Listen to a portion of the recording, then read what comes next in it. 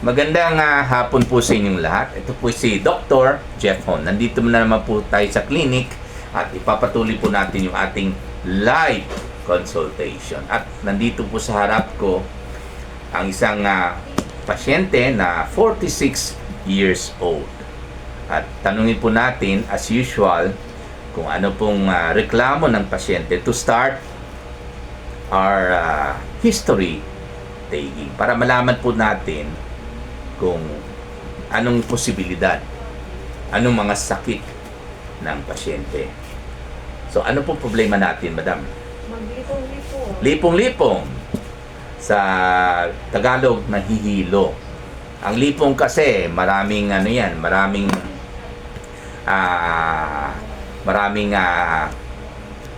descriptions, no? Pwede yung lipong na umiikot, yun ang tawag natin na vertigo. Pwede yung lipong na parang lasing, no?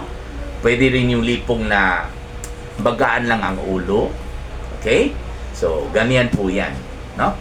So, ano pong klaseng lipong ninyo? Alin sa tatlo po? Yung mabigat ang ulo. Mabigat ang ulo. Pang-apat pala yan. Sabi ko, ang pangatlo, mabigat. So, yun po ang pag-describe namin. Mabigat. So, para sa amin, hindi po yan lipong. Mabigat. Sa English,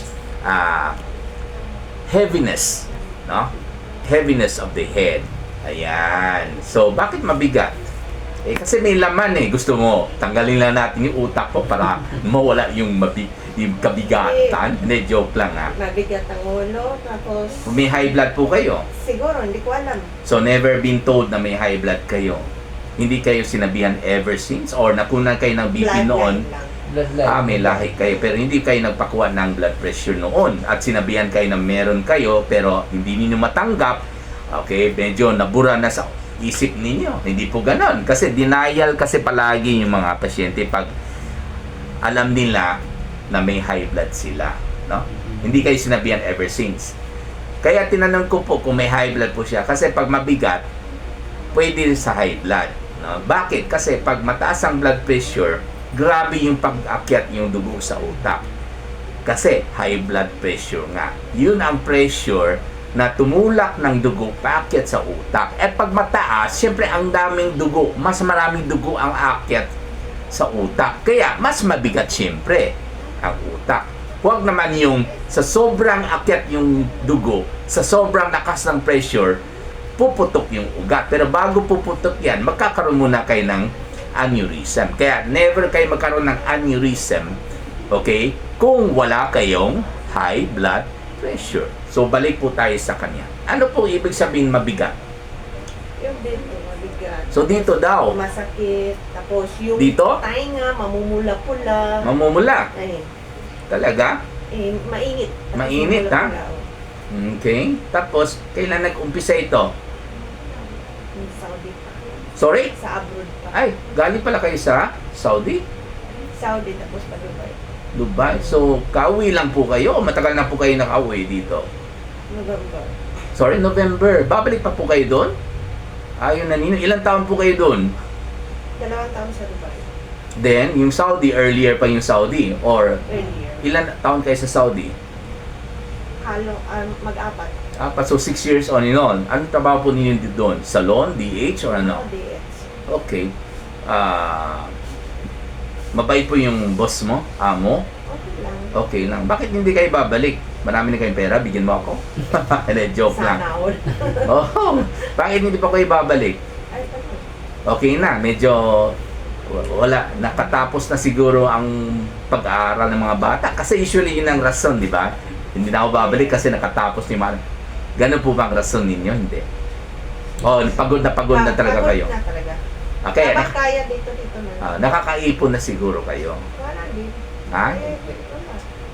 Okay, yung asawa po ninyo may trabaho. Meron. Saan po kayo nagtrabaho? Guard po ako ng Inspire Condo. Ay, Inspire Conto. Magkano po ang sweldo ninyo? Minimum. Minimum 8 po. hours ang trabaho ninyo. 12 hours po. 12 hours, so sobra pa sa minimum. Yes, So you are receiving around 800 pesos per day. Or 750. 7 plus, okay. 7 plus. Ilan pong anak ninyo? 2 po. Mabait po yung mga anak ninyo? Yes po. Talaga? Kasi minsan po, sa sobrang bait ng anak, magbigat yung ulo. Yung bait na yung kabaligtaran ng bait, ha? Oo. Kaya kailangan tanungin talagang pasyente. Kailangan magiging marites po tayo eh.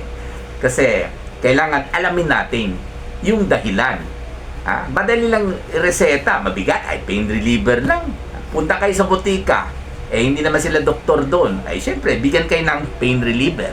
Pero yung dahilan, diba? So kailangan alamin natin yung dahilan. Kung ang mga anak ang may problema, ewan ko lang po, anong gagawin natin dyan? Hindi naman natin pwede palitan yung anak natin. Diba? So kailangan ma-advise natin ang pasyente para kahit hindi ma-solve kaagad yung problema sa anak.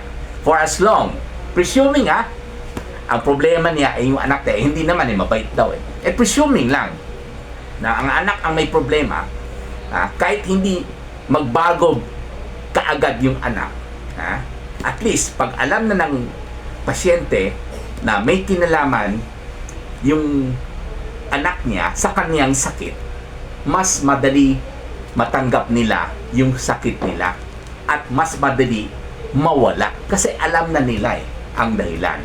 Lalo na pag akala nila yung bigat ng ulo nila ay dahil sa mas grabe na sakit. Kadalasan mag-isip baka may brain tumor. Lalong sasakit ang ulo kasi mag-worry Nag-isip po kayo ganon? Hindi. Buti na lang. Hindi po kayo nauntog sa ulo.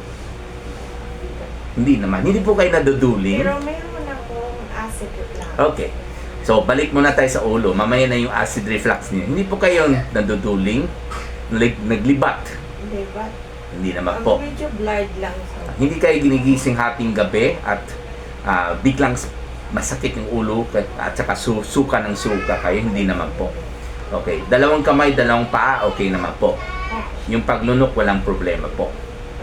Kasi po, ito yung tinatanong ko para just to make sure na wala po siyang brain tumor sa utak. Kasi pag may brain tumor sa utak, maduduling ang pasyente, gigisingin ang pasyente sa hating gabi, super sakit at suka sila ng suka. At tuwing nagsusuka sila at sumusuka, lalong sumakit yung ulo nila.